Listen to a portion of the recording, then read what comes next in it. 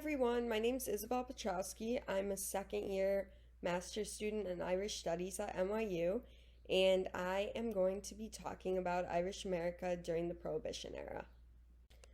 I live in downtown Manhattan, so I walk the same streets that were filled with Irish immigrants in the last century. This area was known as the Five Points.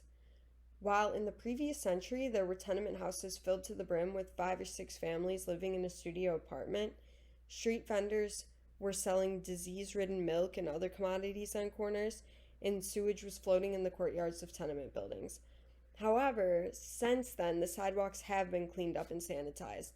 Luxury high-rises have been constructed, and the Irish residents have been replaced by finance workers from Wall Street. That being said, I can't help but notice the prominence of Irish flags outside of 3-floor pub establishments, which don't quite fit in between these 30, 50-something story high-rises that otherwise populate the neighborhood. Thinking of the prohibition of alcohol in America, I became extremely curious about the survival of these pubs. Some of them even boast established 1767 on their signs.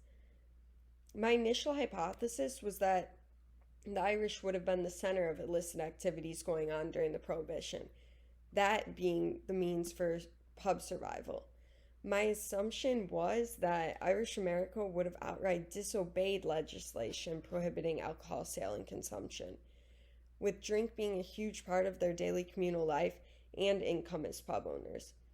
However, initial thoughts aside, the relationship with Ireland and Irish America and alcohol during the Prohibition proves to be very complicated and not at all one-sided.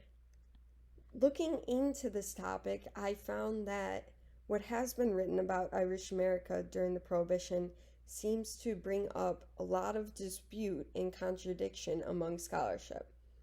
Some scholars argue that Irish America opposed the Prohibition overwhelmingly, that they would have been branded disloyal to America if they spoke out against the 18th Amendment, so they had to protest it quietly and not in the public eye.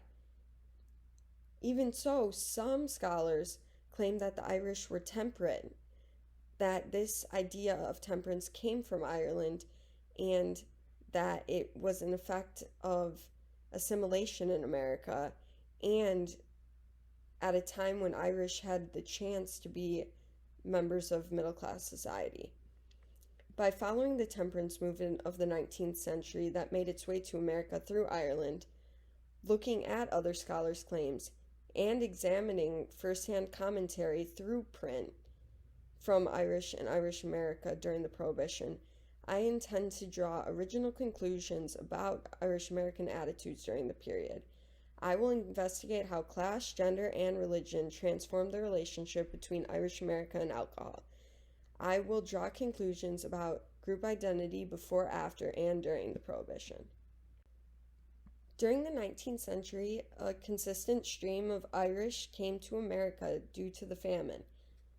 The sheer number of Irish in America caused fear and mistrust among non-Irish American-born, primarily Protestant, ruling class. They were in power and they did not want other ethnic groups to take that away from them. In response, the Irish were blamed for importing disease, drunkenness, and violence before they even landed in America. And due to the close quarters that they were living in and the low-wage, dangerous jobs that they were having, these characteristics were descriptive of some Irish American experiences. The Irish Americans were amongst the lowest class in American society, and ruling classes wanted to keep them there. In order to assimilate in America, the Irish would abstain from protesting the Prohibition. This causes a lack in material of Prohibition written in Irish American newspapers at the time. Because of this, I had to explore other outlets, like performance. Given the lack of materials to be found in newspapers regarding the Prohibition in Irish America, I was able to find 2 performance radio show pieces from the Library of Congress. The first performance is a radio show vaudeville act. It consists of two men discussing the Prohibition and its effects on the Irish. The one speaking with an Irish accent is complaining about the Prohibition and the effects that it would have on Ireland and liquor production.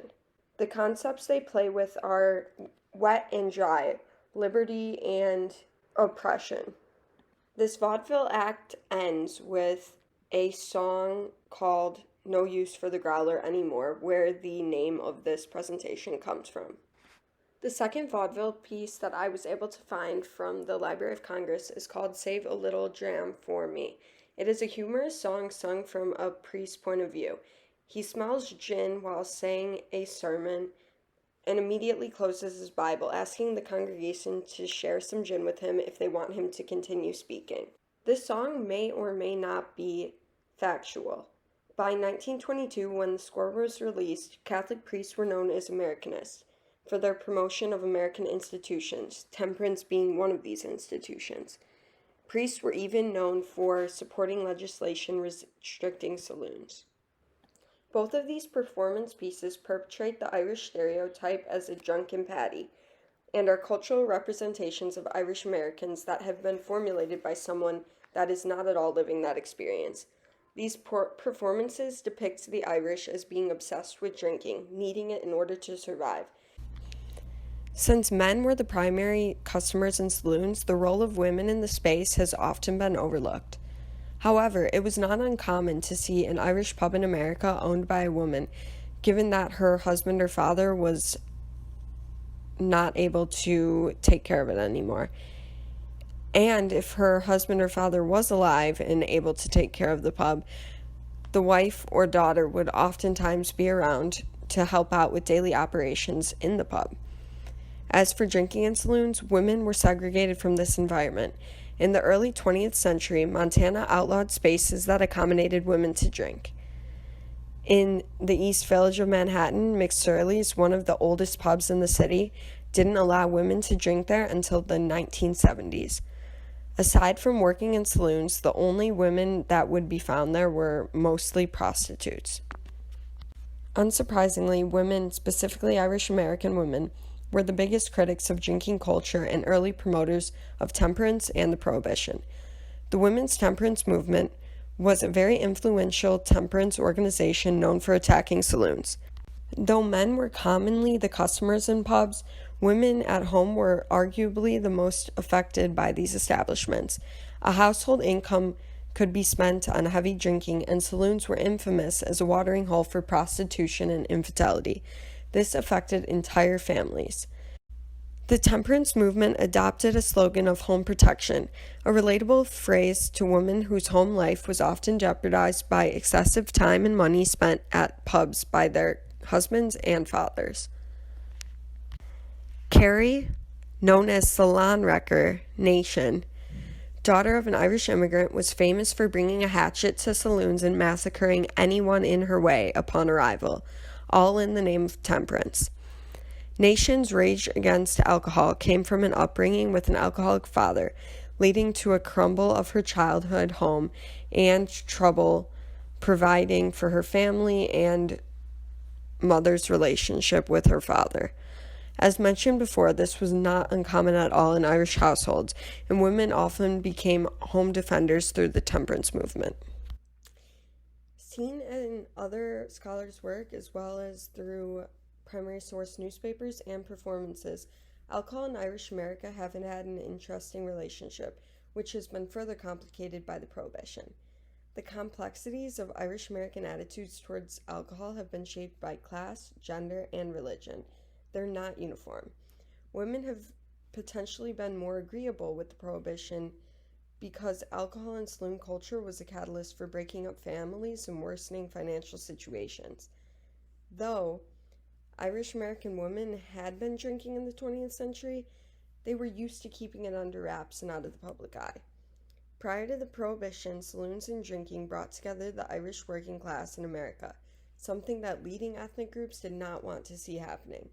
The Prohibition satisfied the agenda of temperance groups and surprising polarities of ideologies.